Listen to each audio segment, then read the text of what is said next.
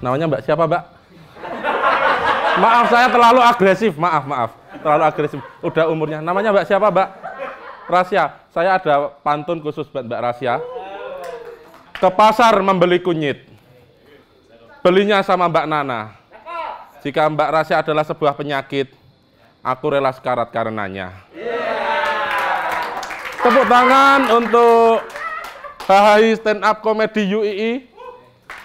Tepuk tangan. Perkenalkan, nama saya Udin dan saya bekerja sebagai debt collector. Saya pekerjaannya memang debt collector. Jadi kalau seumpama ada mahasiswa UII yang belum membayar uang gedung, terus pihak kampus nggak bisa nagih, bisa pakai jasa saya tagihkan. Dan kemarin itu waktu pandemi saya sering menagih para pengusaha ya. Para pengusaha itu waktu pandemi tidak melakukan inovasi agar usahanya itu berjalan lancar. Dan menurut saya pengusaha itu harus melakukan inovasi. Dan salah satu pengusaha yang harus melakukan inovasi adalah pengusaha fotokopian. Soalnya kenapa? Sekarang kampus libur, sekolah pada tutup, dan orang-orang mau keluar fotokopi itu takut. Jadi pengusaha fotokopian itu harus melakukan terobosan gitu. Misalnya fotokopiannya dibikin fotokopian keliling. Jadi ada bapak-bapak pakai sepeda, di belakangnya ditaruh mesin fotokopi, terus di atasnya lagi genset, terus sepedanya dikasih musik biar orang-orang tahu kalau itu fotokopian, terus musiknya fotokopi nasional. Terus nanti bapak-bapaknya fotokopi lewat di komplek perumahan gitu, di situ sudah banyak ibu-ibu nungguin pada fotokopi sambil ngegosip kayak waktu belanja sayur gitu. Bu Dirjo mau fotokopi apa, Bu? Ini mau fotokopi BPKB. Boleh buat apa? Mau buat nyari pinjaman di bank. Bu Dirjo kan udah punya banyak uang, ngapain nyari pinjaman di bank? Mau buat biaya resepsi. Suami saya mau nikah lagi. Syukurin. Dan kemarin saya juga melakukan inovasi teman-teman, by the way. Jadi kemarin COVID itu bertepatan dengan bulan Ramadan. Dan saya itu punya keponaan, anaknya kakak saya. Keponaan saya itu mendapatkan tugas dari sekolahnya untuk melaksanakan sholat taraweh di rumah. Sholatnya itu direkam, terus dikirimkan by email ke gurunya. Karena orang tuanya sibuk, kakak saya sibuk, yang suruh ngimamin saya. Jujur teman-teman, bacaan surat pendek saya itu terbatas.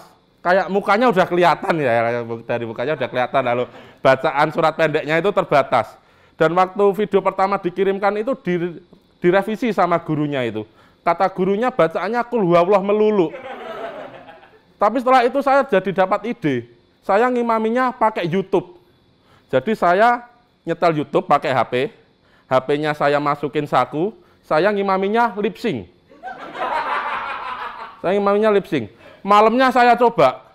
Rokaat pertama berhasil. Rokaat kedua berhasil. Sampai di rokaat ketiga gagal total. Kenapa bisa gagal? Karena saya lupa. YouTube kan ada iklannya ya. Jadi ketika balap dolin tiba-tiba ada suara, nikmati kredit HP dengan bunga 0% hanya di akulaku.com. Dan di dalam saya itu bekerja itu sering menagih angsuran gitu ya. Kendala utama saya itu soal cinta. Saya itu pernah jatuh cinta dengan anaknya nasabah saya yang kreditnya macet. Ini berat loh ini dilema buat saya. Di satu sisi saya harus profesional, tapi di sisi lain saya jatuh cinta dengan senyumannya. Pada waktu hari pertama saya ke sana itu konsentrasi saya langsung buyar ketika melihat senyuman anaknya itu. Anaknya senyum sama saya, manis banget. Kayak senyumannya Drogba, tahu Drogba ya? Tahu Drogba, senyumannya Drogba. Terus pas hari kedua saya ke sana, anaknya ini baru saja selesai mandi. Rambutnya basah, badannya masih wangi. Terus pas senyum sama saya, di giginya ada kulit lomboknya. Seadus ora sikatan ternyata. Dan saya itu sebetulnya nggak tegaan ya kalau menagih angsuran itu. Jadi saya itu kalau nagih selalu ngajak teman saya. Nah kita bagi tugas.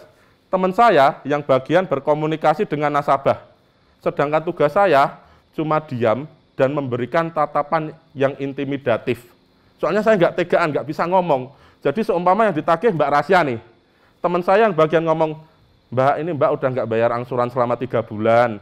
Kalau Mbak nggak bayar angsuran selama 5 bulan, jaminannya bisa disita loh. Lalu tugas saya cuma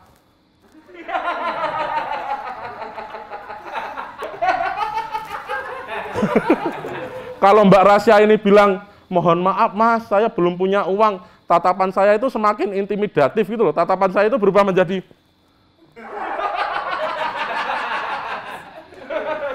tapi kalau Mbak Rasya ini bilang, oh ini Mas angsurannya, sisanya buat beli rokok sama beli bensin ya, ekspresi saya langsung berubah 180 derajat. Ekspresi saya langsung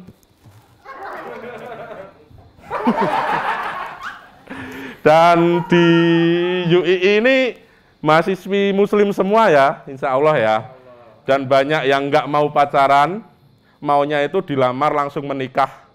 Dan ini kejam kalau menurut saya, terutama di pihak yang cowok. Soalnya seneng kalau lamarannya itu diterima. Tapi kalau seumpama ditolak, bisa membayangkan nggak betapa kakunya suasana ruang tamu ketika lamaran si cowok itu ditolak. Udah ngajak keluarga besar lagi. Ibaratnya kayak kita itu minum Thai tea tapi tanpa tea. Thai doang. Saya tahu karena kemarin saya tuh melamar cewek idaman saya. Dan kebetulan dia nggak mau pacaran. Saya ke sana ngejak sekeluarga. Saya ngajak bapak, ibu, pak D, bude, simbah saya yang sudah meninggal ya, bingkai fotonya ikutan dibawa.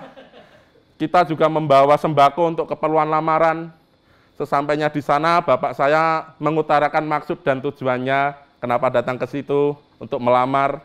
Dan dijawab dengan jawaban yang standar sama bapaknya si cewek. Bapaknya si cewek bilang gini, kalau saya sih sebagai orang tua, cuma nurut kemauan anak saya aja.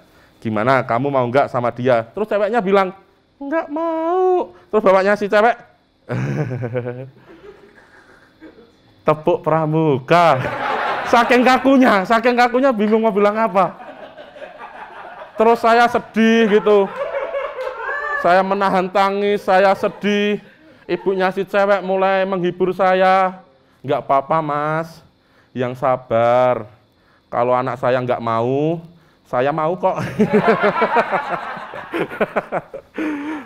Dan bapak saya itu kan punya ego yang tinggi gitu ya, nggak mau kehilangan harga diri keluarga gara-gara lamaran anaknya itu ditolak. Bapak saya itu langsung ngeles. Bapak saya ngelesnya gini, maksud kedatangan kami tadi ke sini nggak mau ngelamar kok.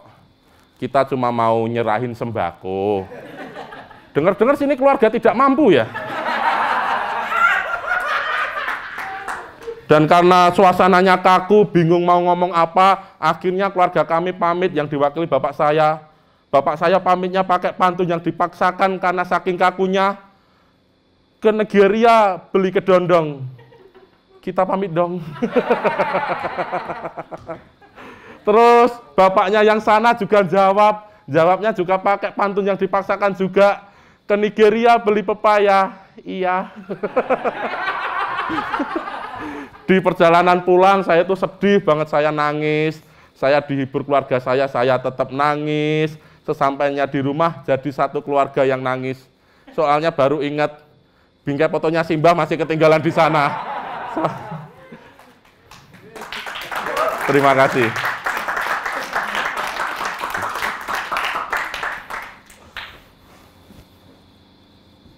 Terima kasih. Udah.